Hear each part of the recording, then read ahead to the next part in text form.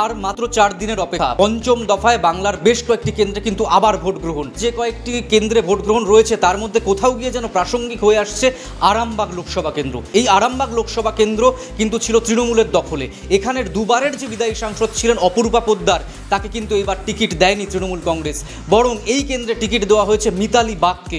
তিনি এই কেন্দ্রে একেবারে নতুন, আর এই টিকিট না পেয়ে সরাসরি দলের বিরুদ্ধে সাময়িকভাবে ক্ষোভও প্রকাশ করেছিলেন অপরূপা পোদ্দার। আর এই তৃণমূলের যে জেতা আসন আরামবাগ, এইটা কি এবার চলে যাবে বিজেপির দখলে? এই রকম কিন্তু একটা প্রশ্ন উঠছে, কারণ 21-এর বিধানসভা নির্বাচনেও আরামবাগের 7টি আসনের মধ্যে 4টি চলে গিয়েছিল বিজেপির দখলে। এমনকি 2019-এর লোকসভাতেও মাত্র 1000-এর জিতেছিলেন অপরূপা পোদ্দার। ফলে এইবার তৃণমূলের তরফে একটা কিন্তু বড় চ্যালেঞ্জ হতে চলেছে আরামবাগ কেন্দ্র ধরে রাখা, কারণ এখানে বিজেপির তরফেও প্রার্থী হয়েছেন অরূপকান্তি দিগর, লড়াইতে আছে সিপিআইএমও, সঙ্গে তৃণমূলের নতুন প্রার্থী মিতালি বাগ। শেষ হাসি কে হাসবে আরামবাগে? তৃণমূল কি ধরে রাখতে পারবে নিজেদের জায়গা, নাকি জমি হারাবে আরামবাগ থেকে?